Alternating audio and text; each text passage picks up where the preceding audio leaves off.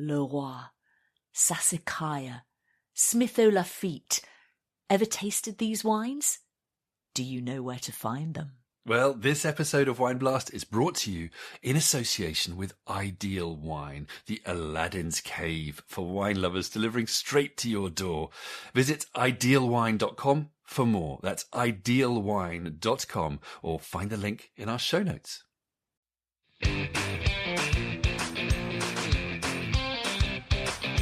Hello, you're listening to Wine Blast. Welcome. It's lovely to have you with us. Now, on this show, we like to keep you ahead of the curve. So we are diving into one of the most dynamic, exciting wine regions of the future. Its name? Essex. Yes, hello, welcome. Essex, here we come. This much maligned county northeast of London town in the UK is having what our daughter might describe as a glow up, courtesy of fine wine. Who'd have thought it? Here's a taster of what's coming up. Essex has always been kind of the dirty little secret in the back seat of the car, but now it's very much sort of driving the car. Essex is the best place in the UK to grow grapes for quality still wines. We have the potential here to grow grapes to make world-class still wines. To get world-renowned producers putting their money where their mouth is and making that investment in land here in Essex in the Crouch, it's fantastic. Personally thought it was one of the most important things to have happened in sort of the last 25 years of the English wine industry. I have actually heard that there are some Burgundian producers taking an interest in land in the Crouch. Oh, some juicy gossip into the mix as well. We do love a bit of that. Yeah, we do. So respectively, that was winemaker Chris Wilson of Gutter and Stars and Essex-based viticulturist Duncan McNeil. We'll be hearing more from them, gossip and all. We'll also be hearing from Charlie Holland, who's heading up an ambitious project by US global wine group Jackson Family Wines, which has planted its flag in Essex and just released its very first wine. Talking of gossip, I do remember one winemaker who will remain nameless saying to me a few years ago, in 50 years' time, I reckon Kent will be the Napa Valley of England and Essex will be the Sonoma, but with a bit more leopard print. I don't know what you make of that. Any official comment? I can Any imagine. official reaction? I think I know. I remember who that was. Yes, that's the key detail there. I feel we should just keep moving. And yes, we are going to be tasting that first release from Jackson Family Wines, because let's be clear here, this is, as Duncan says, a seminal moment in the history of English wine, and we'll be giving our verdict on that, together with a bunch of other Essex wines across a surprising range of styles later on in the programme. So much to be getting on with. Yeah, despite our Barry White voices and general I am sounding demeanour. a bit low. We are both sounding a bit low. We just apologise. There may have been a festival involved. There was a at festival. some stage. There was That's a all festival we'll say. this There was a lot of weekend. singing. Anyway, there were parties and there were festivals. the voice this is in weekend. no way reflective of anything So else. we're nice and low today. I think we're in the zone. Okay, so however low we are, let's get started. And attentive Wine Blast listeners will remember that we have touched on Essex on the pod before. Quite a few times, actually. It cropped up most recently when we reported the news that vineyard prices in Essex were nearing levels more typically found in the likes of Marlborough, New Zealand. Before that, we had viticlimatologist Dr. Alistair Nesbitt singing Essex's praises back in 2022 on our episode entitled Red Dawn, English Wine and Climate Change. And before that, we had Danbury Ridge winemaker, the brilliant Liam Idzikowski, in 2021 talking about Pinot Noir after he gamely gave us one of his barrels of prime Pinot for our Big English Wine Adventure charity project. So yes, we haven't just visited Essex and talked about Essex. We've actually helped make fine Essex Pinot Noir. So I think it's fair to say... Helped make. make. A very active word there. So yeah, I think it's fair to say this is a region we've been excited about for a while now. Incidentally, while I was doing my research on that, I remembered filming quite a few wine slots for Saturday Kitchen in Essex. I'm not sure how many you did, but I did quite a few. And one particular memory stood out was going out in a very rickety boat to visit the oyster beds of Mersey. No. And tasting them just that. on the boat, and it was a brilliant episode. And of course, I would say that, but I just remember that it's a very formative experience. Anyway, oysters, of course, being a staple in the region. You know, we might come back to that. Apparently, it's very common to find oyster shells in the vineyards. Just throw that in there. Anyway, the fact we've been championing Essex for a while will come as no surprise to our friends, to whom we've served a lot of Essex wine and who have been duly surprised and delighted. I think so. But we realised, you know, we'd never done a proper episode on this intriguing region. So when Jackson Family Wines announced their debut release, we thought this was the moment. Indeed. But to back up a second for a bit of scene setting, which we do love, Essex is a county with plenty of history and tales to tell. It sits above the Thames estuary at the bottom of the bulbous protrusion in eastern England that's broadly called East Anglia and is known for being prime farming country. It has a proud history from Boudica or Boadicea to the Romans and a vibrant wool trade, though more recently it gained a somewhat unfair reputation for gaudy dressing and brash behaviour, exemplified by the Essex man and Essex girl stereotypes and typified in TV shows like The Only Way is Essex or Towie. Just had to mention that in there to keep you happy. Anyway, in the meantime, in the background, a quiet revolution was taking place, which may well upend the reputation of Essex as we know it. Now, this isn't a Boudica-style revolution. It's all about wine. So why and how did wine get started in Essex? Well, as any farmer worth their Malden salt will tell you, this is one of the warmest, driest parts of the British Isles. Given that good dry weather around flowering in June and during the ripening period and around harvest in October are essential for fine wine production, it's a natural fit. So, how come we tend to talk more about the likes of Kent, Sussex, even Cornwall when it comes to English wine? Well, partly because that's where many wine pioneers happened to set themselves up in the early days of English wine, especially for sparkling wine.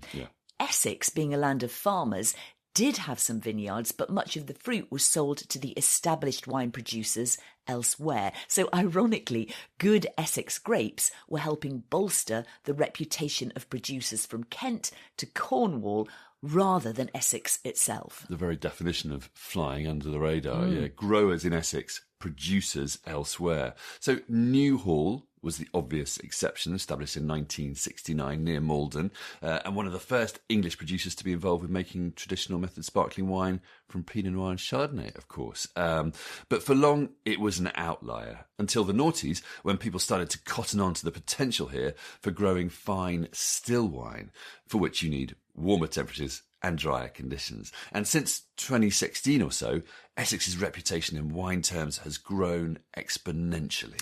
Now, we're not talking about all of Essex. For fine wine, you need a very specific combination of microclimate, soils, exposures and altitudes. But within the warm, dry paradigm of Essex more widely, one area that has made a name for itself is the Crouch Valley, around the River Crouch, between Chelmsford, Malden and Southend, not far from the sea. It has been dubbed, slightly tongue-in-cheek, the Essex Riviera. Do love that name, the Essex Riviera. Conjures up so many images. Other people have called it England's very own Napa Valley, but we'll come on to grandiose comparisons in a bit. Suffice it to say, investment has followed the potential, mostly small-scale operations by local families, some more ambitious than others, but all adding to the collective momentum in the region. To give you an idea of the scale of wine developments in the area, while Essex only represents about 8% of vineyard plantings in the UK as things stand, with around 1,000 acres or 400 hectares, it's growing fast. Local viticulturist Duncan McNeil says that postcodes CM0 and CM3 now have, and I quote, the highest concentration of individual vineyards anywhere in the UK. Now, more recently, the Crouch received its most headline-grabbing endorsement to date. Jackson Family Wines, a highly regarded family-owned producer based out of California with multiple operations across the US, Australia, France, Italy and South Africa, announced in 2023 that it was buying up land in the Crouch to make still wines. That made it not only the first US company to make this kind of investment in the UK, but notably the first overseas investor to focus on still wine, not sparkling. They poached Gusbourne head winemaker and CEO Charlie Holland, who we had on the pod in that previous role, where he made, of course, the outstanding Guinevere Chardonnay and Boot Hill Pinot Noir still wines from Kent. And now, in breaking news, Charlie and Jackson Family Wines have just released their first English still wine. It's called Marlborough Chardonnay 2023. So you sat down with Charlie to taste this exciting debut and get all the latest on what's been happening. I did indeed. Now, before we bring in Charlie, though, we should probably recap on the Jackson Family Wines operation in the UK as things stand. So to date, and that's June 2025, they've planted 60 acres or 25 hectares on the north bank of the River Crouch, 60% Chardonnay and 40% Pinot Noir. This is where they'll produce their still wines under, as you say, the Marlborough brand. The first fruit from these vineyards will come on stream in 2026, and until then, they're buying fruit from local growers. But that's not all, because alongside the ambitious Essex still wine project is an ambitious English sparkling wine project. This will be a completely different brand and will be largely grown outside Essex. They've just planted 30 acres or 12 hectares in Sussex on chalk land belonging to Whiston Estate, for those who know that. And Charlie is on the hunt for more land elsewhere too. And in the meantime, he's bought some wines from the 2017, 2020 and 2022 vintages to start a reserve wine programme so the sparkling project can hit the ground running in 2027. And the plan is for the English wine portfolio to ultimately have 2 still wines and 5 sparkling wines as the core range. The fizz will include a multi-vintage and a multi-vintage rosé, a Blanc de Blanc and a Blanc de Noir, and then something special at the top end. Ooh. The balance in the short term will be half-half still and sparkling, but will ultimately most likely tip slightly in favour of fizz. Now, Charlie has made a 2024 Marlborough Pinot Noir, but that's still under wraps. So it was the 2023 Marlborough Chardonnay that you tasted with him. So what did you ask him? What did I ask him? I asked him many things. But one was how significant he thinks the Jackson Family Wines investment is for the wider UK wine scene. I think it's further endorsement to what was already there. Some of the champagne houses had come across and they'd already established, which gave a lot of endorsement to sparkling wine. But I think what happened when Jackson Family Wines came along, it was more about not just sparkling wine. This is still wine. These are people who make Chardonnay around the world really well. They're investing in English wine, English still wine, and that was the first, I think, proper endorsement still wine's a thing. And why Essex? What was the American perspective on the potential in Essex? I think they looked at the Crouch Valley and they saw, speaking to lots of people, and, a lot of it was about the sparkling wine in Kent and Sussex and the heartland, if you like. But people were really interested about the Crouch Valley and just its unique ability to ripen these grapes. And the fact that also that it's very embryonic, it's right at the beginning of this journey. So for them, they sort of think, wow, we could actually get in this early and be a key sort of leader role in that area. That's really, I think, what excited them. Do you know other people at the moment who are heading there? There are. There's rumours. There's always rumours. But I've heard there's one imminently going to be announced very soon. More US or? No, I haven't heard that, but I've heard it's an overseas business. But you'll have to watch the news when it comes out. But do you think there's going to be a massive sort of dash to Essex? I think if you want to try and make still wine consistently well in the UK, the Crouch Valley is your best opportunity to do that. The eureka moment for me, the light bulb moment, was in 2021, where we'd had a string of quite good vintages in the UK and people in the Crouch Valley making these great wines. But I thought, well, we can do that. That's okay. And then a year like 21 comes along and you couldn't make still wine in lots of the country, struggled to make sparkling wine in some places. Yet in the Crouch Valley, they were still managing to make wines that were 12.5%, 13%. And again, moving away from any of this greenness or or hedgerow characters associated with English wine, and just into a different spectrum. Now, why is it special? And I did lots of head scratching previously about what are they doing? Is it just climatics better? Is it the soil? Is it the techniques they're using? Are they just being braver? And I think what I realised is it's a mixture of all those things. The climate is definitely a factor. There's a sort of a weather system that happens just off the North Sea's 5 miles away, and it's a sort of circular motion that seems to sweep up all the bad weather. And I've actually got family friends who live in Burnham-on-Crouch, which is the next village along, and they've lived there for 50 years, and they sort of they quite often look over the towards Southend, and it's raining, and it's never raining there. So there's something just very unique about the weather and the lack of rainfall in particular there. I think when the rainfall happens is also important. They get less rainfall towards the back end of the season during the ripening period in September, October. So again, you can leave the grapes out there for a bit longer. So your first release is a Chardonnay. So the style here, it's very elegant, yeah, but it's still got texture, but that lovely savoury, nutty quality as well. Is correct. That what you were aiming for? Yeah, absolutely. It starts with the ripe fruit, and we want to, again, eliminate any of this green character in the wine, so you've got a good basis to work with. But then once you've got that, not overworking it. So we wanted to, show where it's from, and where nearby you have the, Malden salt marshes, you're close to the sea, this maritime influence, and this lovely saline minerality at the back of it, and crystalline fruit. And we felt any less oak than that, it would probably be a bit austere, but any more oak than that, you're covering it all up and you're losing all of that real expression of fruit. So we tried to sort of find the balance. What does Essex wine taste like, or should taste like, or English still Chardonnay for that matter? I don't know. I think the category is still too young, too embryonic, and I think there's some really good styles, quite divergent styles. Quite plush, textured, full wines, and then some quite sort of linear, driven wines. I think hopefully this finds a balance between the two. That it has got body, it has got weight, it's got some texture and a little tiny bit of grip and tannin there too, but it's also got a lovely backbone and length and structure, all based around that sort of oyster shell salinity. So I think it was trying to harness all of that without covering anything up. So can you just describe for us what the project looks like at the moment?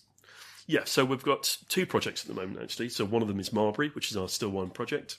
So 60 acres of vines in the ground. And as we're buying grower fruit at the moment, and as that starts to come on stream, we'll divert that into our own fruit supply for super premium Chardonnay and Pinot. And then on the same time, we've got our sparkling wine project as well, which will be a separate brand, separate name altogether. So we're focusing on that. So I can't tell you about the name or anything quite yet. I was just about to ask you. But that will be coming online in 2027. Mainly Kent and Sussex is where we're focusing on, but not exclusively in the future. But that's where we find some of the best ones are there. Similar to this wine, the keyword's balance, always I find, is kind of trying to show wines that have that, English drive and elegance and poise, but equally putting some flesh on the bone. So they're not thin, they're not austere, so giving them some weight, some structure, lees aging and a bit of oak work, and just trying to come up with a harmonious, balanced project. But you're not going to do Essex? No, I don't think so. We may periodically use Essex fruit as part of the sparkling, especially in a cooler year where you need that bit of generosity in the wines. But it's not something we're really looking at yet. You can make sparkling wines from lots of other places up and down the country, so it almost feels like a missed opportunity to not make still wine in Essex because they can't do that elsewhere. So looking to the future, what are the overall plans for Jackson Family Wines in the UK? So I think, to a large extent, we can react, and we can, as we go, we don't want to build too quickly. I think we want to sort of launch the wines, prove the concepts, hopefully get a good reception, and, prove there's demand out there and people that want to sell. And I think once we've proven that, then we can increase and go big. But we're keen to not do it all at one go and go from sort of, 0 to hero overnight. We want to sort of, pace ourselves, and, it's a sustainable business. So we want it to be, to work in the long term. So I think at the moment, we've got the Crouch Valley sites, and we're happy with those. We'll probably get in due course a few more sparkling sites as well, but we're not planning on being the biggest at the moment. We just want to focus on quality. And where do you see Essex in 50 years' time? We've talked about this a lot in terms of, especially, the Crouch Valley and the synergies between Napa Valley and the Crouch Valley. And it's an interesting one because I think, similarly, the Napa Valley is kind of hemmed in by the mountain ranges in the valley there. So there's a limited amount of real estate you can actually buy there. And because it's expensive, because there's high demand for the land, no one can really afford to make bad wine there. So, the quality of the wine goes up and the price of the wine goes up. And as a result, the reputation gets better and then the land prices go up. And you end up in this positive spiral because you've got a very limited geographical location. And I think the same can be said for the Crouch Valley. There's not a huge amount there really before it would all be bought up, and again the land prices go up, you can't afford to make bad wine, so I think it will be elevated to England's premier still wine region quite quickly. It doesn't mean there won't be others, and Suffolk won't be far behind and other ones as well, but it'll probably be the first, I think, known for that. Charlie, thank you so much. Thank you. Cheers. Crouch meets Napa. There we go. England's premier still wine region. And a nice nod to Suffolk there as well, wasn't it? An indication. It's not just about the Crouch Valley, but really, really interesting. So we do have the Marlborough Chardonnay, which you were tasting with him in front of us now. It's winking at me. Are we going to be able to wait to give our ultimate verdict? I think we might have to wait a moment or two. Let's try. All right. But in the meantime, a couple of things Charlie added. Now, he talked about the clay soils in the Crouch giving body, weight, structure and texture to the wines versus the linearity and freshness of chalk soils elsewhere in England. On which note he said his 2024 Pinot Noir will have freshness as any English Pinot needs, but will also have backbone and structure. The London clay that used to make the bricks for London, those London bricks. Anyway, He also said, unlike with sparkling wine, with still wine, especially Pinot Noir, there's nowhere to hide. So the viticulture has to be spot on. The grapes have to be properly ripe. And that's what he's finding with the Burgundy and German clones in the Crouch vineyards, which are really important. Now, he also talked about regenerative viticulture. Jackson Family Wines have been notably proactive on this front, as well as being a founder member of the International Wines for Climate Action, which we did an episode on a short while back. They've set an ambitious target to be 100% regenerative farmed as a company by 2030. Charlie said they have to be careful when establishing vineyards, but are moving in that direction and are doing lots of cool trials, in his words, some of which are going to be game changers, he predicts. Interesting. Okay, wonderful. So on that note, let's have a pause before we come back with Mr. Essex wine growing, Duncan McNeil, plus Chris Wilson, a bit of gossip and a lot of wine. By way of brief summary so far, Essex has gone from zero to hero in English wine terms in what seems like the blink of an eye. This warm, dry corner of eastern England, hitherto unfairly maligned for its brash image, is staking its claim to fine wine stardom via serious Chardonnay and Pinot Noir, with significant international investment by way of endorsement. Time to bring in Duncan McNeil. Duncan worked in places like Central Otago and Baden before settling in Essex in 2006, since when he's been engaged full-time in establishing vineyards and growing English wine with his company McNeil Vineyard Management. He's involved with managing a staggering 500 acres or 200 hectares in Essex out of a current total of what he reckons is about double that, or 1,000 acres. So if anyone knows wine in Essex, it's Duncan. So I asked him, what makes Essex special in wine terms? It's climatic. We have very, very low rainfall, which means we have lower pressure from fungal diseases, powdery mildew, downy mildew, bunch rot. Crucially, we'll have dry autumns.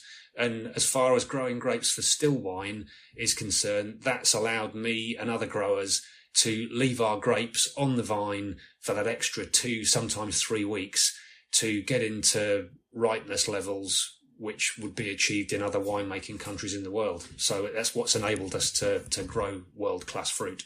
You're particularly renowned for your ability to leave fruit hanging on the vine for a long time. Is that just about the climate, or is that about other things as well? It's partially because I haven't had enough pickers to pick the grapes in time. No, I'm only joking. No, I've learned that a well-managed grape berry is much more resilient than we might think. That extra week or 2 weeks at the end of a growing season in a cool climate, so a marginal climate, that extra 2 weeks makes a huge amount of difference. And that's what I've now learned, that's what has brought our grapes from moderate ripeness to true full maturity. And talking about ripeness, I do understand that in recent years, you've been getting some natural alcohol levels that have been extraordinary. Can you just tell us a bit about the kind of levels of ripeness that you can achieve in Essex? The highest levels of ripeness that we've achieved in Pinot Noir and Chardonnay and Sauvignon Blanc, actually, have been, 14% potential. And I'm not saying that's not necessarily what you're looking for every year and for certain wine styles, but it's what has been achieved, and it had opened my eyes to actually what's possible. And once you understand what is possible, then you realise, well, heck, we have the potential here to grow grapes to make world-class still wines. The real challenge for me came in 2021. 2020 was the first year that we got grapes to over 14% potential alcohol. But so 2020 was good summer, low yields. 2021 was a different season altogether. It was a really poor summer. It was cool. We had quite a lot of rain during the growing season. And that was really the acid test. Can you produce these stunningly ripe grapes in a poor season? And we did. The ripest Pinot that we picked in 21 was 99 degrees of Ursula. So again, it's about 13.7, 13.8 potential alcohol. And that's where the confidence has come from. We've demonstrated to ourselves and to the wider industry that we can regularly produce Pinot Noir and Chardonnay grapes of around 13% potential alcohol in pretty much every year. What wines and wine styles does Essex make best, and why? The best wine styles will be a still Pinot Noir, still Chardonnay, and a Sauvignon Blanc still wine. Those are the Pinot Noir and Chardonnay is where we will major. Sauvignon Blanc certainly has its place.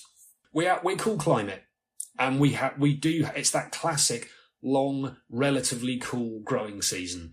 And we have quite a long, drawn-out ripening period. And for the Pinot, that enables those flavours compounds and those aromatic compounds to develop nice and slowly. And we are getting really good complexity in the wines and good intensity of flavour and aroma.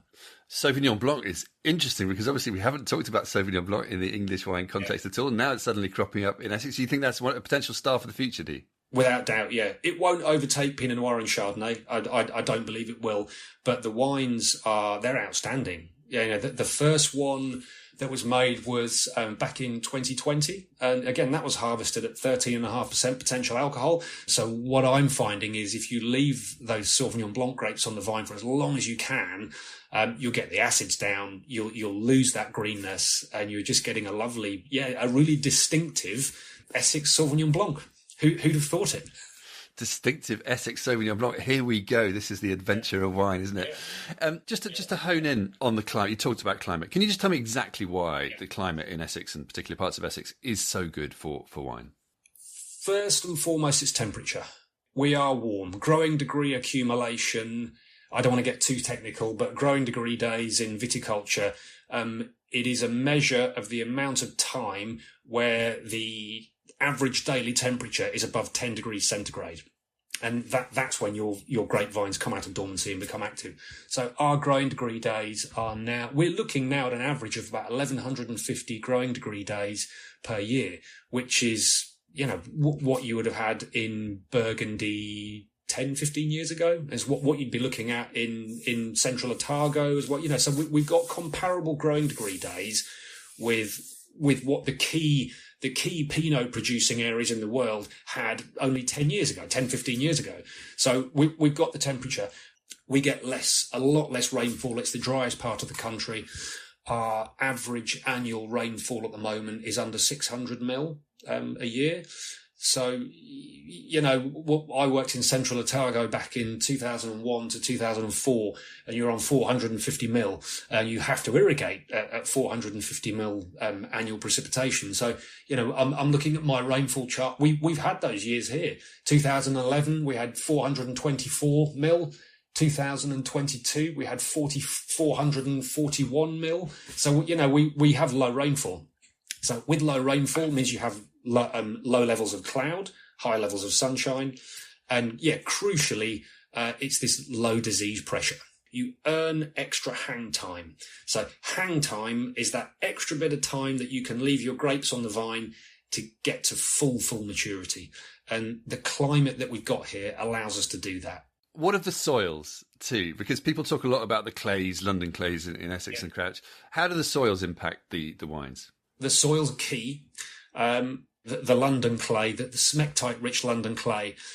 In terms of the wine characteristics that they help impart, we get quite rich, intensely flavoured Pinot. So they're less elegant and delicate.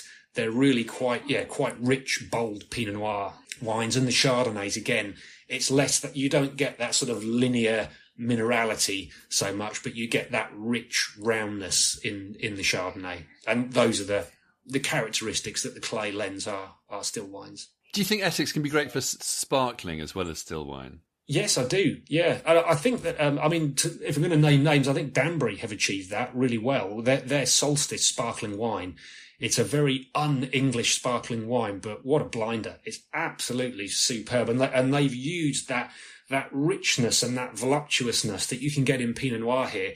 They've used that to their advantage to make a completely different type of sparkling wine. And it's stunning. What do you make of the investment from Jackson family wines in the region? I think it's fantastic. It's an endorsement, isn't it? It's an endorsement of the potential of, first of all, England and, and Essex to be able to produce, again, world-class wines. So I'm delighted about it. It's I personally thought it was one of the most important things to have happened in sort of the last 25 years of the English wine industry. Obviously you've got Domaine Evremond in Tattinger down in Kent, which was a really big deal, and again I think it's hugely positive. But to get well-established, world-renowned producers putting their money where their mouth is and making that investment inland here in Essex in the Crouch, it's fantastic. And there's an exchange of knowledge. I will learn a lot from their viticultural team, from their winemaking team. That they have proven that they can do this in various countries across the world. So that they can. We will learn from each other as time goes on. I think it's great. Do you think we'll be seeing more investment and development in Essex soon? It wouldn't surprise me in the slightest. No, I believe that the Jacksons project will be successful. And I think that once that becomes apparent, then I think it will attract other people, maybe from whether it's America or whether it's from Europe. I have actually heard that there are some Burgundian producers taking an interest in land in the Crouch. And again, as climate change continues and other areas, as they get warmer, it can get more difficult to produce those, especially with the Pinot Noir. Those typical Pinots. We don't, you don't really want to be picking Pinot Noir at the end of August. We're picking Pinot Noir at the end of October. And as I said earlier, you've got that long drawn out growing season and that long protracted ripening phase, which I think Pinot Noir loves. And, I think some of the better Pinots are from those, what we thought were worse seasons, those cooler seasons. The 21 Pinots are just fantastic. And I'm really excited about the 24 Pinots as well. Finish picking on the 10th of November in 2024. And I think those wines are going to be great. So, I do think we will see more investment from overseas producers, yeah. What does the future hold for wine in Essex? Vineyard plantation will slow down for a little while. how quickly plantation, or how many more acres of vines will be planted in the next 10 years, I believe will be determined by demand. If the demand doesn't increase, then we will need to be very, very prudent and cautious with more plantations. So I think that at the moment we've got a reasonably large vineyard area. We've got huge potential because of the locations of the vineyards. And what does the future hold? I believe we will see more brands develop, and that is happening already. We've got, Danbury are obviously the flagship, but we have other new brands which have arisen. You've got Riverview Crouch Valley, you've got Holland's Farm Winery, you've got Missing Gate. So there are brands which are emerging, and these things take time. But this is all good to see these brands, and this is what, we've got Martin's Lane, Crouch Ridge Estate, and there are others in the pipeline. So as those increase, I think that's something that will increase our exposure. Duncan, thank you very much indeed. My pleasure. Thank you for asking me, Peter. Utterly fascinating. Yeah. He does know it well, doesn't he? He really does. And distinctive Essex Sauvignon Blanc. There we go. You heard it here first. We know Sauvignon from Sancerre and Marlborough. Now we have Sauvignon from Essex. There we go. The MW exams of the future. But I guess it just underlines the potential of this area for so many things. Yeah, the main thing is they're getting properly ripe fruit, with intense, complex flavours, which is the result of growing grapes cleverly in well-chosen sites. And that can work from everything from Sauvignon Blanc to Pinot, even for sparkling. We're going to come back to that, aren't we? And interesting what he said about nowadays, some of the less warm vintages, like 2021 and 2024, are producing more elegant wines in an area that can produce pretty rich styles. So we're already getting that dynamic in there too. I was also interested by what he said about Pinot Noir and the Burgundians. Yeah. Firstly, a good piece of gossip. Yes, great gossip. And we had sort of heard that from other sources too. Want to keep ears to the ground about, I reckon. Yes, maybe. But also the wider point about the fact that in Burgundy, they're facing so many challenges from climate change, Exactly. with crop losses due to hail and frosts and ever earlier harvests. Yeah. So, it would be totally understandable for a Burgundian to look to England, where, you're not free from climate change challenges, but you do get naturally fresh acidity, lowish alcohol if you want it, and you're harvesting in October or November rather than August. Yeah, absolutely. And one other really important point Duncan mentioned and touched on in that last bit there was balancing commercial realities with viticultural ambitions. Duncan's really good like that. I asked him if Blantington Essex were going to take off, getting all excited in my journalist role, and he stressed as long as there's a market. So, they can grow grapes and make the wines to stand up alongside Pinot Noir and Chardonnay and Sauvignon Blanc from around the world, as Duncan says, but to be a success story in the world of wine, like Oregon Pinot Noir or Marlborough Sauvignon Blanc, they have to generate demand. And that's still something they're working on, Duncan said, especially given, as he pointed out, these aren't cheap wines. They're 30, 40, 50 quid plus, partly because it's expensive viticulture and labour and land. He said bare land for vineyards in Essex is around 25 to 45,000 pounds per acre, or that's about 60 to 110,000 pounds per hectare. Yeah, that's not cheap. That is a really important point. Charlie hinted at that too when he said they're deliberately not getting ahead of themselves, taking things slowly, building the market before a winery, that kind of thing. But it's chicken and egg, isn't it? You have to invest and be bold to get the wines out there in the first place before you can know if that market is actually there. Absolutely. But the signs, they do seem to be positive. Yeah, I'd agree. Now, in just a moment, we're going to come on to the wines for which we are already an active buying market. They've got us in the bag, as we said, as our friends know. Just before we do, though, Duncan highlighted other areas of Essex outside the Crouch, including the Blackwater Estuary, the Colne Valley, and around Colchester, as places to look out for in terms of quality. So just before we taste, we wanted to hear from Chris Wilson. Now, Chris makes his acclaimed Gutter and Stars wines from a windmill basement in Cambridge, as you do. So not strictly Essex, but he is close, and he does make wines from fruit he buys in Essex. I asked him how he would describe what's happened over the last few years with wine in Essex. Essex, for me, is the best place in the UK to grow grapes for quality still wines. I think that potential's been there for decades, but it's only really been found to be the case in the last sort of 10, 15 years when quality wines have been produced from grapes, particularly from the Crouch Valley. You go back looking at articles about English wine over the years, it doesn't really mention Essex. It mentions the south of England, of course, where the sparkling wine revolution has taken place. It even mentions Cornwall. A lot of the wines made in Cornwall come from grapes grown in Essex. So Essex has always been kind of the dirty little secret in the back seat of the car, but now it's very much sort of driving the car. And what makes Essex special in wine terms? And particularly, obviously, we're talking still wines a lot of the time. Yeah. I'm in Cambridge. I'm about an hour and 10 from the Crouch Valley. Today in Cambridge, it's about 24 degrees at the moment, and it's beautiful and sunny.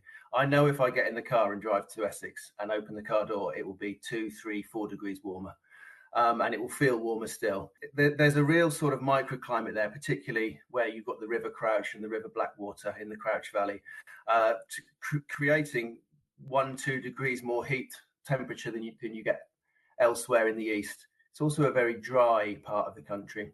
And Essex, particularly that sort of spot there, gets very, very little rainfall, almost sort of semi-arid, 450, 500 mils a year of rainfall, which, as you know, is perfect for grape growing.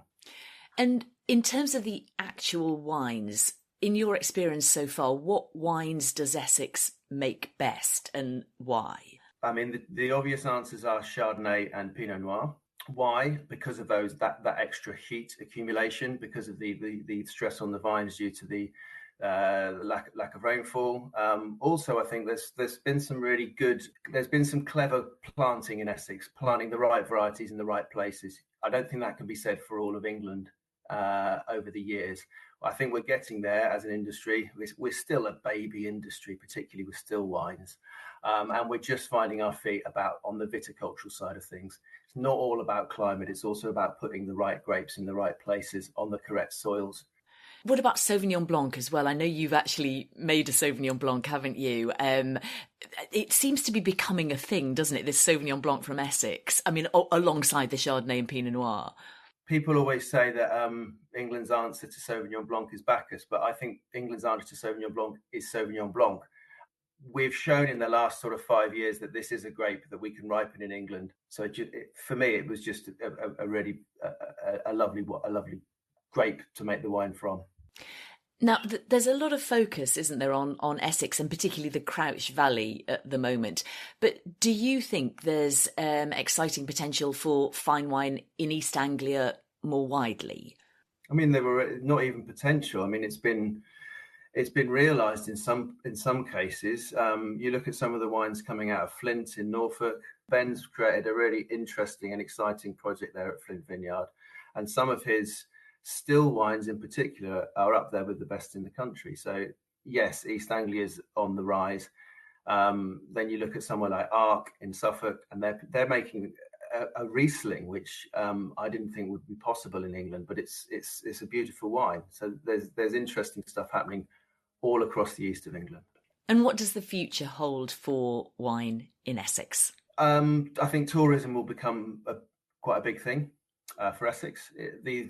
Sussex, Kent, Surrey have really nailed that, and I think that's a really brilliant for the whole industry that there's really good tourism for English wine elsewhere in the UK.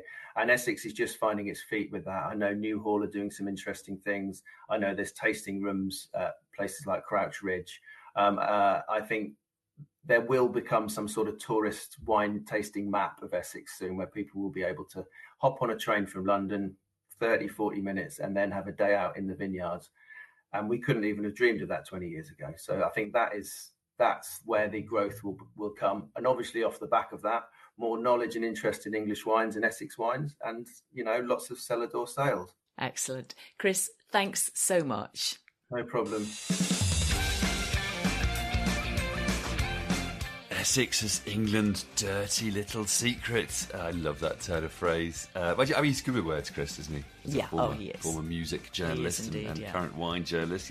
Very cool labels too, aren't they? He's got, and I understand he's looking to get on board with wine tourism and visits by hosting pop and wine quizzes and deep house DJ nights, whatever that is. He is indeed very cool, and I've no idea what that is. But it's good to hear him talking about not just potential, but things already happening in East Anglia beyond the Crouch and Essex. Yeah, that's true. Right, before we finish, we need to give our verdict on some wines, do we not? Yes, come on. Now, we did do a fairly big tasting of nearly 30 wines, so we won't have time to feature all of them here, but do check out our website show notes for the full listing. Yeah, first up, as billed, just readying it here, stroking it slightly, is the Marlborough Chardonnay 2023. The big reveal, the debut vintage from Jackson Family Wines in the UK. It's £38, roughly retail price, so not cheap.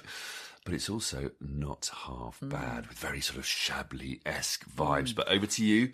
What's your verdict? I really like it, I have to say.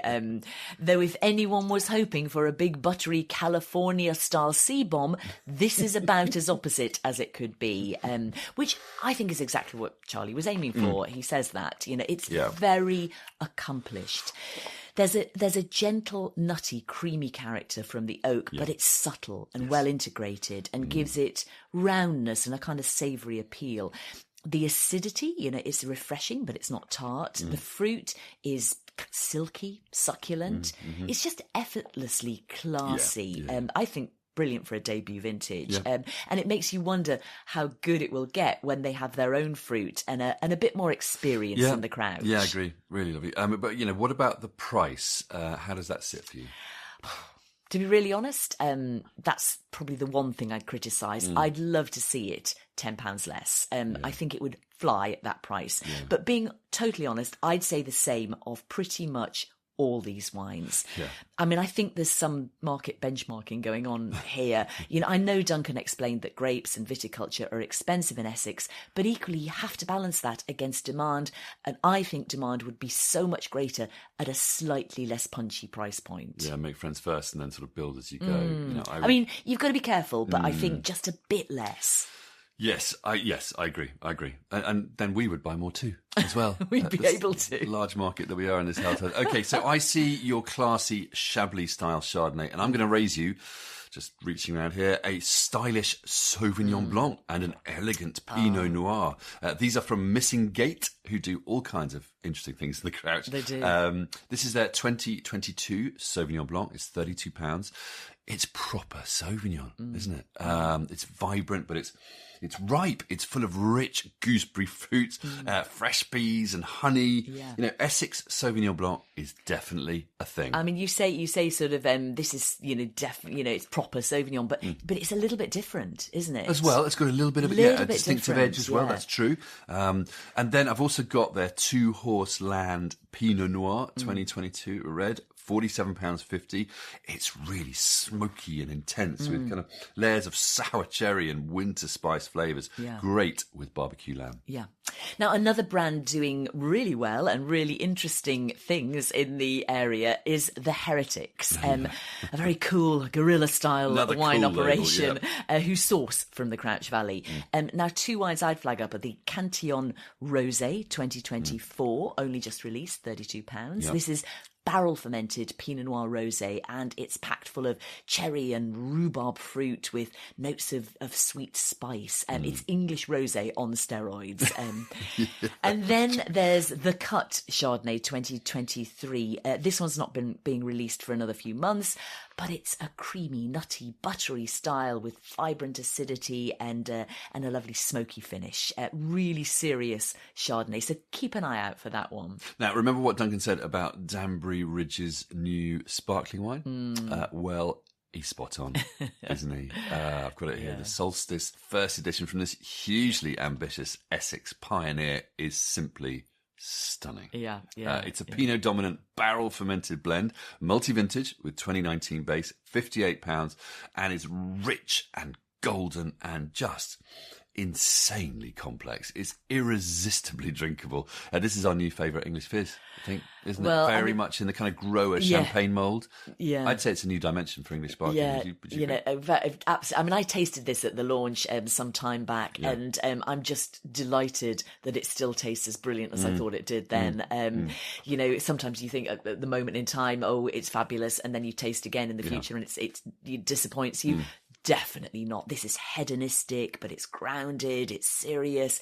It's stunning, as you say. Yeah, 100%. And then a couple more wines from Danbury Ridge too. They really are a leading light in the region. Their Crouch Valley Chardonnay 2022 is wonderfully toasty and savoury and intense and self-assured, a very sort of Burgundian and brooding. It was bested, though, by their Octagon Block Chardonnay from the same vintage, which is just sort of extra dimensions of savoury, nutty, creamy flavour and texture, and a kind of lovely saline finish.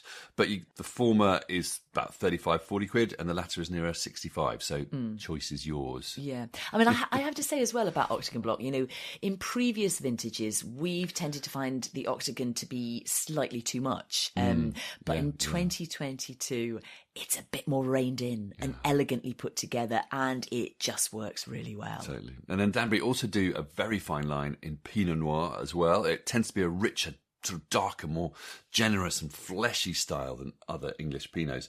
And this is exemplified in the Octagon Block Pinot Noir 2022. It's around 75 quid.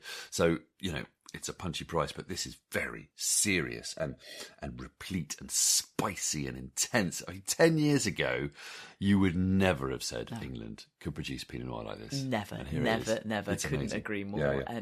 So I've just got one more shout out. That's for Lime Bay, a Devon-based winery, which was a pioneer in championing the Crouch Valley. Their Martin's Lane Chardonnay 2020, which is about £35, is gorgeous. It's toasty, nutty, savoury, saline. It's expressive. It's engaging. If you like white Burgundy, you need to try this.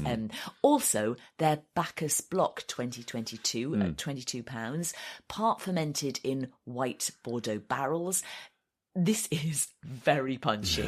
I know you don't like it as much as I do because it is a bit OTT, but it's fun and it's full of passion fruit and lemon curd. I mean, I think if you like white Bordeaux, you should give this a go. Yeah, fair enough. It's a bit much for me, but I can totally see that comparison. Now, our fellow master of wine, Clem Yates, is making the wines at Lime Bay now, and she described these as exciting times in the Crouch Valley, given its, and I quote, now making top quality still wines to sit alongside the sparkling wines that have put England on the wine producing map. And of course, given vine age tends to improve quality, particularly in Pinot Noir, and a lot of these vineyards are still relatively young, it could be a very bright future for wine in Essex. Which I think is the perfect note to end on. By way of closing summary, Essex is fast making a name for itself as a producer of seriously classy wines, mainly Chardonnay and Pinot Noir, but also with Sauvignon Blanc, Bacchus and stylish sparkling wines in the wings. The warm, dry conditions and clay soils give intense, characterful, ripe wines that have already attracted serious international investment and plaudits. So can the Essex Riviera challenge Burgundy, Sancerre and Champagne? Only time will tell. In the meantime, this is an up-and-coming wine region well worth keeping an eye on. Thanks to our interviewees Charlie Holland, Duncan McNeil and Chris Wilson. And thanks to you for listening. Until next time, cheers.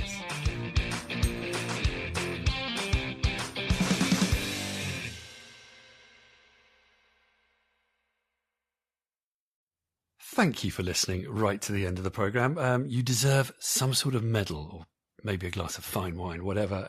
Either way, if you're a regular Wine Blast listener, you'll know we do occasional sponsorships, both episodic and headline.